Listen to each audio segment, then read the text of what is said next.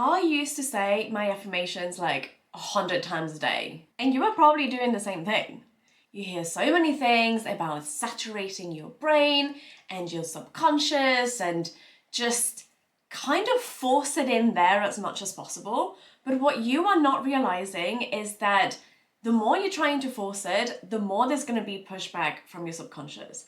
You cannot bully your brain and your subconscious into believing something that it doesn't feel safe in believing.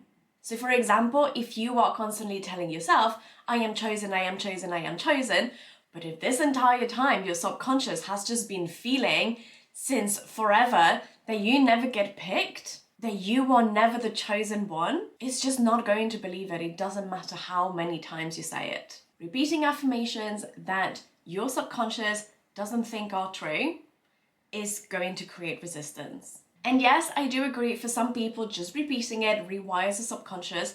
But for things that are really your core self-concept, your core belief system, don't try to force it. And this is why tapping works like magic to remove all of those limiting beliefs, to remove all of that resistance from believing those affirmations. If you combine the affirmations with the tapping, is when everything happens. It's that magic sweet spot. It's so easy to just be saying, well, I will just be robotically affirming all of my affirmations and next week I will get my SP. But if you have some deep assumptions, if you have some core beliefs that are not what those affirmations are saying, it's just not going to happen. And then you're going to be reacting to the 3D, because the more you say it and the more your subconscious doesn't believe it, the more you're going to be shown in the 3D that that is not true. So do the tapping. Do the affirmations after the tapping and see everything change. The subconscious is where you have your core beliefs. So these pretty much come from the experiences that you've had as a child. If, for example, you have always seen your parents growing up giving the first plate of food to your sibling instead of you, and then you get the food, but your brain is still being like, I'm never the first one, I am never the priority, I am never the chosen one. It can be the silliest thing, but because you are young, your brain cannot comprehend that, well, it's because your sibling is literally sat next to your mother giving the plates of food, right? It doesn't comprehend that, well, it's just because it's closer, or because it's further away, or simply because they need to eat earlier because then they have to go to practice. It doesn't matter. Your brain is just going to register this as, I am never chosen, I am never prioritized. And then your brain is going to start looking for examples in real life that prove that new belief. So then whenever you are, for example, at school and you don't get picked for that sports team thing, then your brain goes back into, you see, you are never chosen. Maybe you were just really short and don't play basketball. That is why you weren't chosen first. But your brain is going to be like, nah, I'm not being chosen. I am never chosen. And then that perpetuates throughout life. And then you get into the whole world of manifesting through the law of assumption, and you see lots of people just saying, just keep repeating to yourself, I am chosen, I am chosen, I am chosen. And yes, day one, you feel like you're on top of the world and it feels so great. And then on day two, you start doubting it because you haven't seen anything change. And also you tried to get an Uber and you didn't get it. So your brain goes like, you see, you were never chosen. Even Uber doesn't choose you. And the same pattern keeps repeating. So then you get by the end of the week and you're like, I'm not doing these affirmations anymore. It doesn't work. Or maybe even something that I have seen with a lot of clients too, is that at the beginning, when they start the affirmations, they start seeing a little bit of movement and it feels great, and maybe they get some movement with their SP, and then everything crumbles again. Because the root core of it all hasn't changed. It still feels like I am never chosen.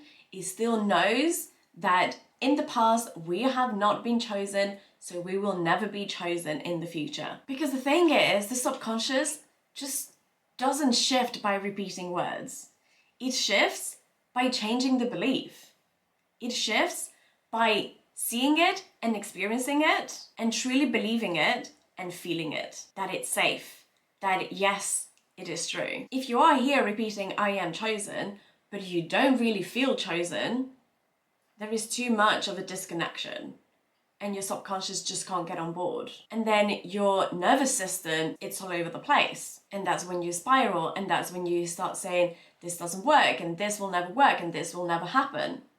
Because your nervous system is so dysregulated. Because you are trying to force something into your subconscious that it doesn't know it's true, that it can't accept, that it doesn't feel safe to accept. So this is why tapping is so good to remove all of these limiting beliefs, because it gets to the core of it.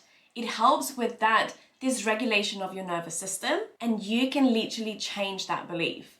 You can go to the root of it, you can go to the earliest memory you have, or even the one that just happened yesterday, and you can change it. By changing the emotion that you have towards that belief, you change that belief. If every time that Uber says no, instead of letting your subconscious believe that, oh, it's because I'm not chosen, or every day that your SP doesn't message you, or messages you but doesn't ask you out, you go into, oh, I am never chosen, they are never gonna love me, this is never gonna happen. You go into a certain emotion, the frustration, the I'm not being loved, anything else that happens.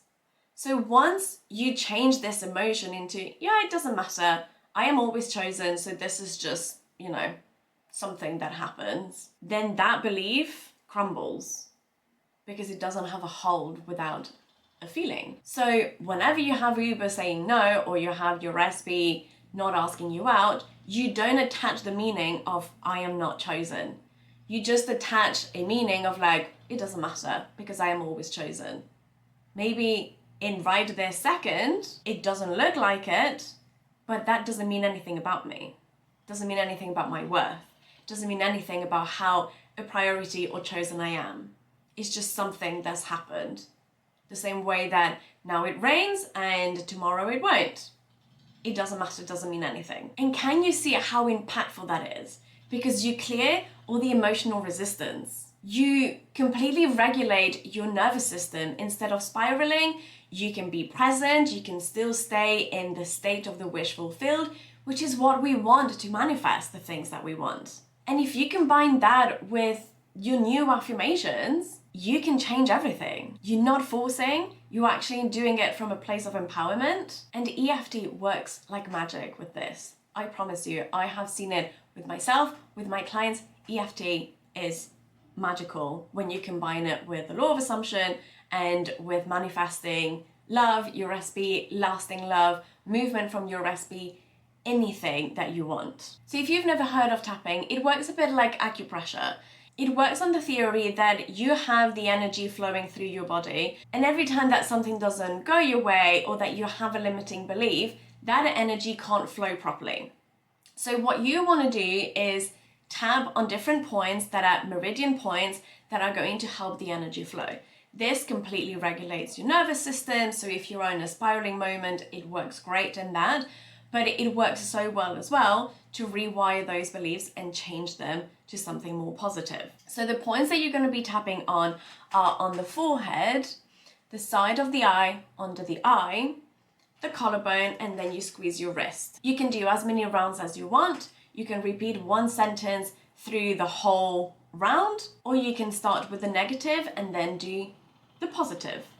It doesn't matter. It's the tapping that really helps. So what can you see instantly after doing EFT tapping?